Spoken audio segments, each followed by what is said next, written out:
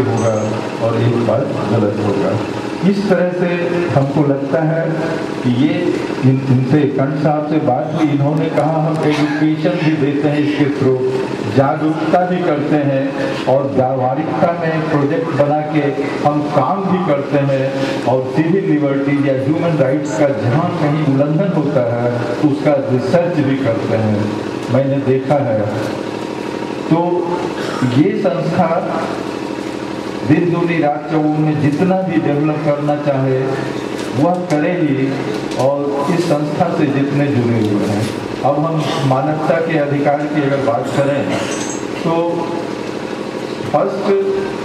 Second world war में जो मास murders हुआ उसके बाद यूनाइटेड नेशंस से जुटे हुए अबाउट 58 कंट्रीज का एक कॉन्सेप्ट आया सबसे पहले कि ह्यूमन राइट्स।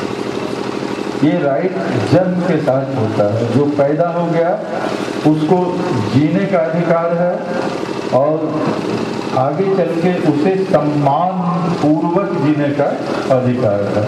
संक्षेप में मानवाधिकार ही है। तो उन लोगों ने एक 1948 में universal declaration of human rights किया, यूएनओ ने, और ये 58 या जितने भी कंट्रीज थे, इंडिया भी एक था, उस पर दस्तखत किया। तो वो जो 30 आर्टिकल्स जो universal declaration of human rights हुआ उसको इंडिया को भी अडॉप्ट करना था। तो 1948 में हुआ, आगे चल के और 2 कॉन्वेंशन ट्रीटीज हुए, पॉलिटिकल एंड सिविल राइट्स पर हुआ, कल्चरल राइट्स पर भी हुआ, उसमें भी इंडिया सिग्नेटरी था। फिर भी 1993 में national human rights commission act आया और उसी साल नेशनल ह्यूमन राइट्स कमीशन का गठन भी हुआ। रिटायर्ड चीफ जस्टिस उस समय सुप्रीम कोर्ट के जस्टिस रंगनाथन उसके चेयरपर्सन हुए। उसके बाद उस एक्ट में ये प्रावधान है कि हर राज्य को अपना स्टेट ह्यूमन राइट्स कमीशन होगा। तो आज 15 साल के बाद ही वो हमारे यहाँ भी अब national human rights commission constitute हो गया। और संक्षेप में ये नेशनल ह्यूमन राइट्स कमीशन को आप लोग भी अवेयर कर ही रहे हैं और इसका काम जो है कि कहीं भी किसी भी जगह अगर मानव के अधिकार का उल्लंघन करता है तो ये आपका उसको कॉम्पनसेशन ग्रांट किया है, रिकमेंड किया है और गवर्नमेंट को लिबर्टी दिया गया है कि ये 1 लाख रुपया उस जेल सुपरिटेंडेंट के पे से रियलाइज किया जा सकता है जिसने उसको 37 दिन रखा। उसी तरह से अभी मनेर में 3 आदमी वारंटी नहीं था, ना एक्यूज था, वहाँ की पुलिस उसके घर पर गई और 2 भाई जो न एक्यूज था न उसके अगेंस्ट वारंट था उसको पकड़ के घर में लेगा के थाना में हाजत में रात भर रख दिया। वो जब शिकायत ह्यूमन राइट्स कमीशन के पास आई तो हम लोगों ने उसको इंक्वायरी करवाया, इन्वेस्टिगेट करवाया और पाया कि ये पुलिस की ज्यादती है। तो उसमें जो 3 आदमी को अरेस्ट करके लाया था उसे 25-25 हज़ार रुपया हम लोगों ने कॉम्पनसेशन दिया। और पटना एसएसपी से जब पूछा कि ऐसा क्यों हुआ तो 2 वहाँ का जो पुलिस ऑफिशियल था उसको इमीडिएट सस्पेंड किया गया। इसी तरह एक जगह सुपरिटेंडेंट ऑफ पुलिस के लीगल एक्शंस नहीं लेने से एक व्यक्ति की मृत्यु हो गई, उसमें भी कमीशन ने उसे कॉम्पनसेशन दिया और साथ ही रिकमेंड किया गवर्नमेंट को कि ऐसे ऑफिशियल्स के विरुद्ध जो डिपार्टमेंटल प्रोसीडिंग है किया जाए।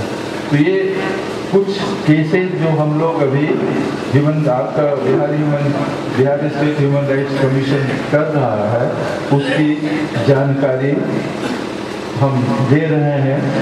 और कमीशन काफ़ी सशक्त है और अगर कहीं भी ह्यूमन राइट्स का वायलेशन हो रहा है, जैसे human rights section 2D of Bihar, ये नेशनल ह्यूमन राइट्स कमीशन जो है वो डिफाइन करता है कि ह्यूमन राइट्स है क्या।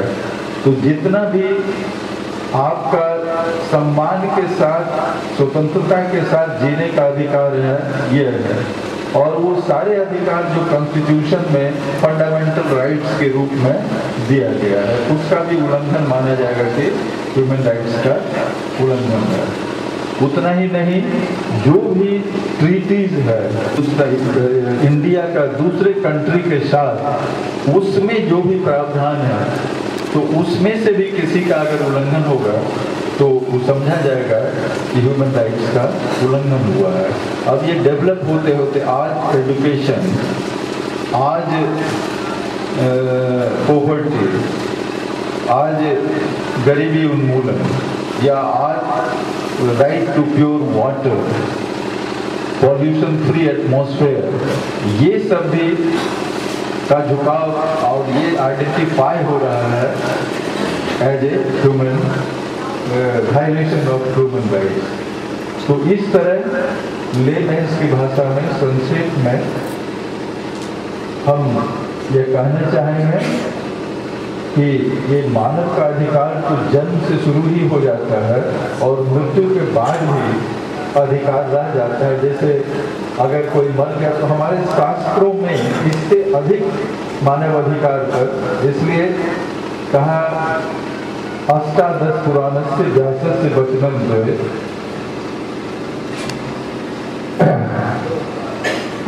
परोपकाराय पुण्याय पापाय परिपीडनम्। अगर एक लाइन को देखे तो दूसरे का उपकार करना पुण्य और दूसरे को पीड़ा देना पाप है। तो हम वसुधैव कुटुंबम की बात करते थे, ये हमारी संस्कृति थी। आज हम फॉरेन से universal declaration of human rights से बड़ी बड़ी अंग्रेजी बोलेंगे, बात करेंगे ह्यूमन राइट्स क्या है, आत्मवत् सर्वभूतेषु यः पंडित है। तो हमारी संस्कृति में इम्बेडेड है, हमारी पर्सनालिटी में, कि पहले दूसरा खाएगा तब हम खाएंगे। वो संस्कृति कहाँ चली गई हमारी, वो विचार कहाँ चला गया। तो अब ये किताब में लिख के कि ये ह्यूमन राइट्स है, उसको हम ये ऑथोरिटी से प्रोटेक्ट करेंगे। अरे ऑथोरिटी कितना प्रोटेक्ट करेगा अगर बगल वाले को ठीक से आप बैठने नहीं देंगे, पीछे से सिगरेट पिएंगे तो उनके ह्यूमन राइट्स का तो उल्लंघन हो ही जाएगा।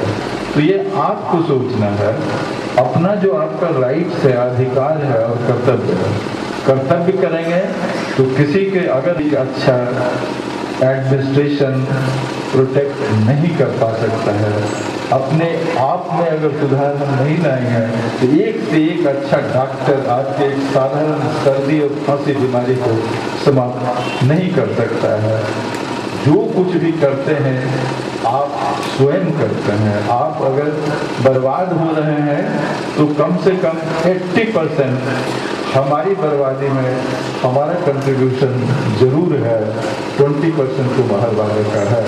तो इस 80% को अगर हम अपने में चेंजेस लाके, अपने आवाज़ को अपने में विज्ञानवादी नहीं होकर आत्मवादी अगर बनेंगे, मतलब अपने स्वरूप को पहचानने की कोशिश करेंगे और दूसरे के लिए हमारा क्या दायित्व है, क्या कर्तव्य है, तो इस तरह से हम अपने को और अपने समाज को एक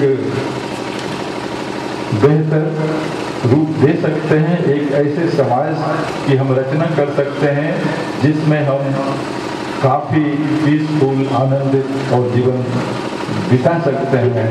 और शायद ये UCL का उद्देश्य अंतिम में यही है कि